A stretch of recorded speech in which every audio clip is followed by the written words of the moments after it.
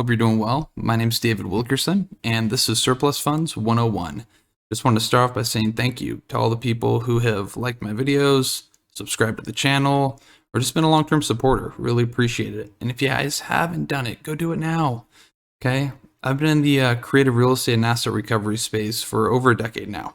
Done lots and lots and lots of transactions, and for the good bulk of that time, I was a solo operator. Long before I had virtual assistants or anything else helping me out. I everything I did was geared around making more money, collapsing time frames, systemizing everything. And so all these things that I share with you on this channel are all my top tricks and tips and little ninja techniques I've learned and discovered and modeled over that time frame.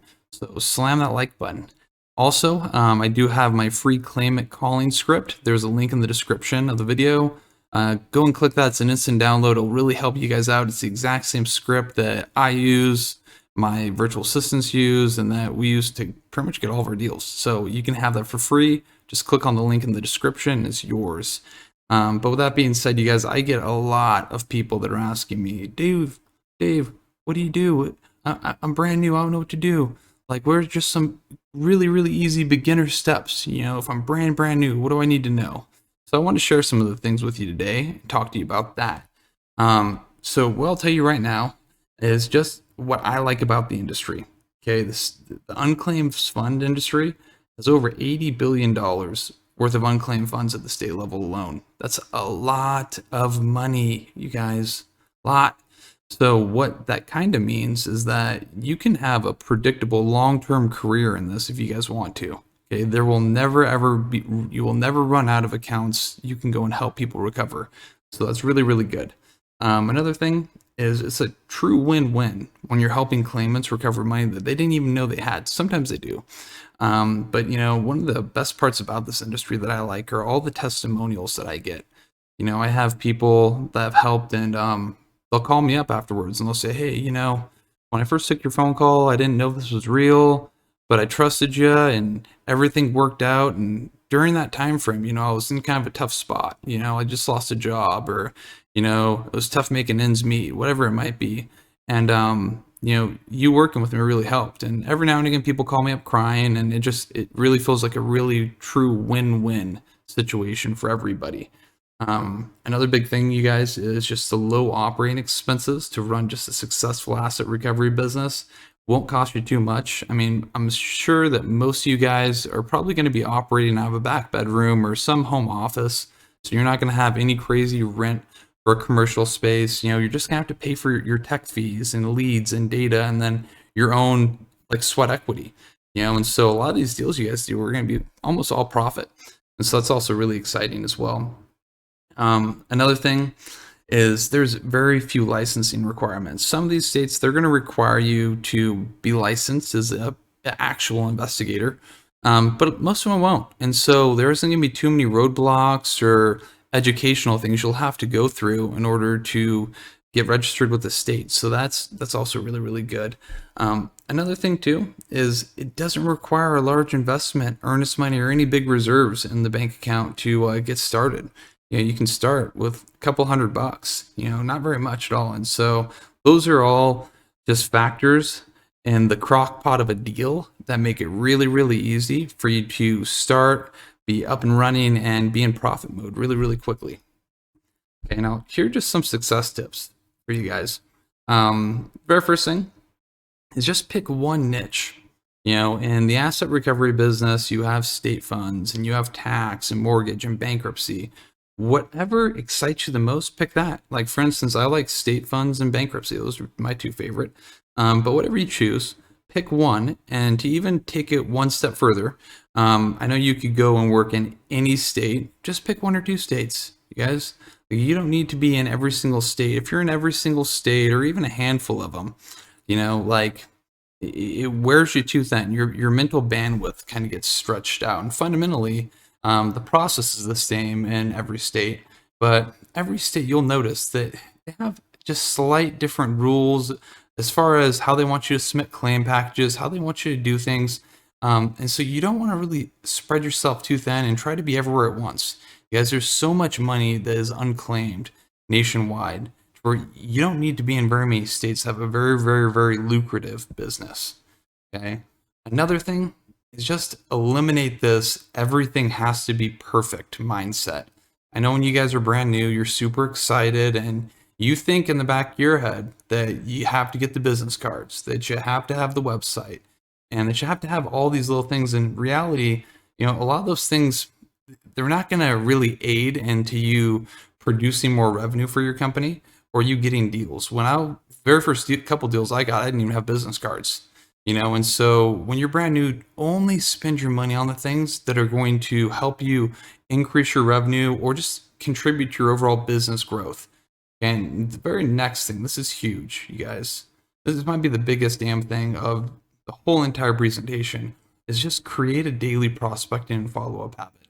Okay, it doesn't matter if you work a 9 to 5 and you want to do something at night just to generate a little bit extra money, or if you want to make your phone calls in the morning, or maybe even on the weekends. The weekends are really good. I love calling on Saturdays and Sundays because the contact rate's so high. Whatever you choose, just pick it, get committed to it, and make your daily calls. I always suggest about a 3-hour window. I think that for most people, that's probably the maximum mental dexterity that they have to make phone calls and prospect and cold call people and things like that. But whatever you decide to do, just always have a daily prospecting habit. Okay, now here's another thing, you guys. Be a professional. Anything in life worth being good at is worth being bad at for a short amount of time. Study your craft and really become an expert in the field. Go to the Unclaimed Funds or the unclaimed.org website, and read all the articles.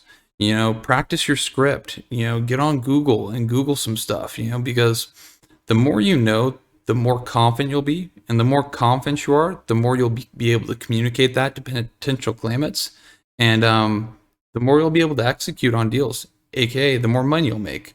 So, be a professional, because when you're a professional, you have a business that you're proud of, that you want to share with your friends and your family. It's worth it. And you don't got to spend all day long.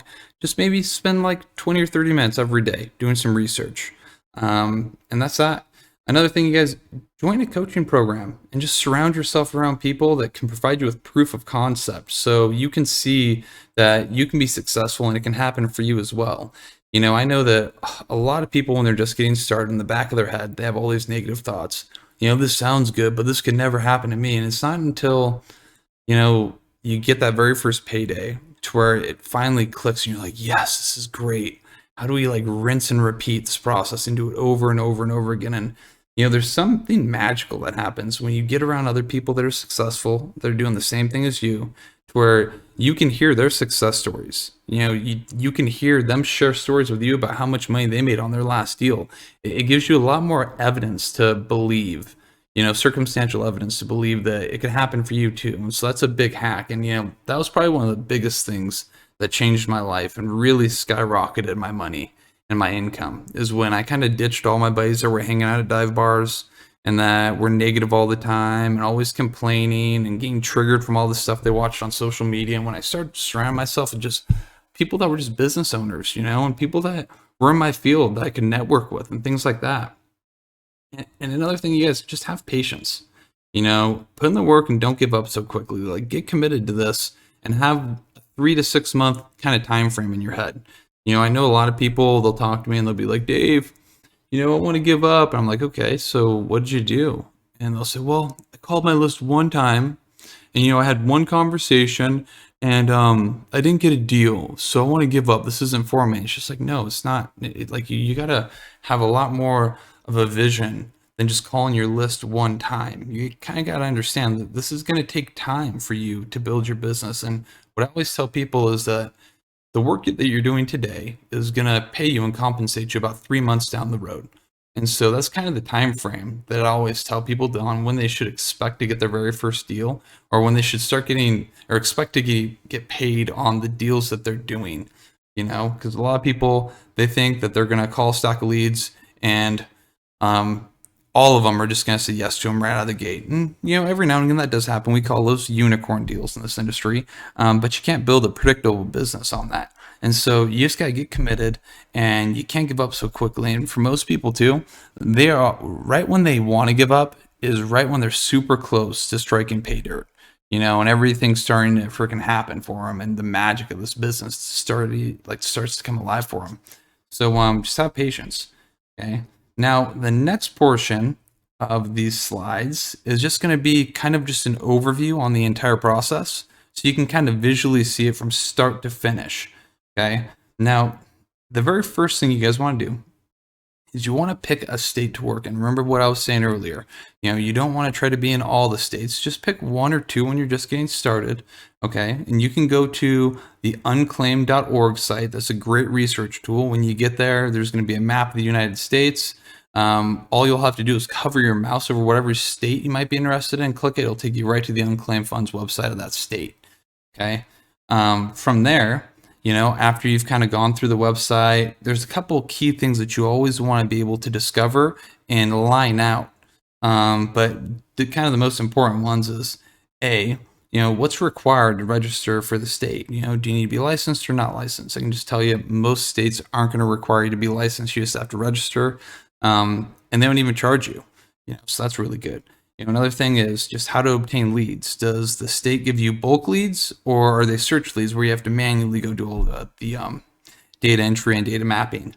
And then another thing is the exact instructions on how to file and submit a claim package. This is huge. You do exactly what the state outlines on the website. Some states, they have an investigator handbook. Some of them don't, but almost every single one of them has some sort of instruction manual on exactly what they need to see in order for them to release the funds or road to the claimant that you're working with. And so don't skip a beat. If you're unclear about anything, call into the state. The people that work in these state departments, they're friendly, they're nice. It's not like the mean ladies down at the DMV that just seem miserable when you go and see them. There's nothing to be afraid of, and they're there to help you. A lot of them have investigator programs and things like that already in place, and so they expect phone calls from you. Okay. Now, after you've picked a state to work in, okay, what you'll have to do is get leads to call. Okay. The state, like I was saying, they're either going to give you bulk leads, or they're going to ask you to manually search for them yourself. Okay. Now, once you have the data in front of you of all the people that you could potentially work with in the state that you're in, okay, what you're going to want to do is get those leads skip traced. For you guys that are brand new, skip tracing is just simply, it's a process to obtain their contact info so you can call them or text them or whatever method of outbound communication you decide to do. I always suggest to cold call. That's the quickest, cheapest, fastest way to really, really gain traction and see a lot of momentum in your business.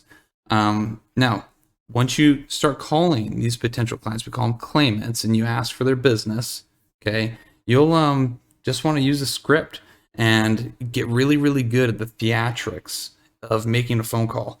It's not like, I think you guys have probably heard this before. When it comes to communication, the words are very, very little on how we interpret them. The most important part is how you say what you say. And so the theatrics of the presentation on what happens when somebody says hello to when they hang up, that's almost more important than the words themselves. But you guys, what I always suggest doing is getting a script, read it multiple times, and then maybe even walk around your house when nobody's there and pretend like you are an actor that shakes for a festival. Get really, really good at that presentation. The script that you guys can use, there's plenty of other ones online you can get, but you guys can use mine. It's free. All you gotta do is click on the link in the bio. It's the exact same script that I use in my business today, that my virtual assistants use to call and get deals, and so it'll work just fine for you. Okay, now, when somebody says yes to you, okay, you're gonna have to fill out a claimant agreement, and you're gonna have to send it to the prospect. Okay, now, depending on the state that you're working in, they will either give you a pre-drafted one, or they are going to ask for you to provide your own. Okay, now if they provide it, okay, just fill it out exactly how they requested you to. Remember what I was saying in the very first slide about how when you're doing your research on the state, you look for the instructions. They'll tell you exactly what to do. Do exactly that. Now, if they don't provide one, you can go and buy a script, an agreement off of somebody else. You can hire an attorney, or you just can create one. you know. And so, but if you guys don't want to do any of that, I also have one. Okay, it's the exact same claimant agreement that I use in my business. Of course, you guys, just to make this clear, I'm not an attorney. I don't claim to be. Always check with your local attorney or whoever you use before using anything that you get from me. But with that being said, you know, if you guys need an agreement, I have one. It's in my contract library. It's for my products. It's the exact same thing I use. There's going to be a link in the bio. You can just go get it, and it's all done for you. You kind of customize it for the state that you're working in, and that'll work just fine. Now, after the agreement is filled out, okay, you're going to have to send it over to the claimant and get their signature on it. Okay, now most states, okay, they're going to require any claimant agreement to be notarized. I think most states, if the account is over $1,000, you're going to have to get it notarized. Sometimes you'll just have to do it regardless. But again, always figure out what the state requires and do that regardless. You guys, 9 times out of 10, you'll probably have to get the agreement notarized, and you won't get paid without doing that. So this is really, really important. So what you're going to want to do is take that agreement, and you're going to want to send it to the notary that lives in the area that's close to the claimant. Now, if you live in the same town as the claimant, you can go hand deliver it, you can mail it. You know, if you guys don't know of any notaries, it's pretty easy. You just go to Google, type in notaries in X city or whatever city the claimant lives in. You know, you guys can also go to the UPS store or local bank. They can notarize documents. And again, notaries are pretty easy to talk to, okay? Just like state departments. But if you guys don't know what to say when you're talking to a notary, I have a script for that too, and that's in the contract library as well. But either way, you're going to want to call up a notary, send them the claimant agreement along with all the supporting documents. They're going to get it notarized. They're going to package it all up and usually send it to the State Department. That's in my opinion, that's probably the most efficient way to conduct a transaction from start to finish. But you guys, regardless, you'll have to work with notaries. So get good at researching them, talk to a bunch of them, you know, so you have multiple choices to choose from when that time arises. Okay, now after the documents get notarized, okay, the notary leaves the claimant's house, everything's good to go. You're going to have to get that agreement along with all the supporting documents, gather them all up, and to what we like to call a claim package. Again, do exactly what the state has instructed you to do when you first called in or did your research, and then send it in to the Unclaimed Funds State Department that you're working in. Okay, and then from that point forward, you just wait and get paid. But with that being said, you guys, that's kind of just an overall breakdown. This is just kind of a start to get you guys just up and going. I know you guys are excited. You guys are going to crush it. This is a great industry to be in. But with that being said, you guys, that's all I got. Take care and go crush it.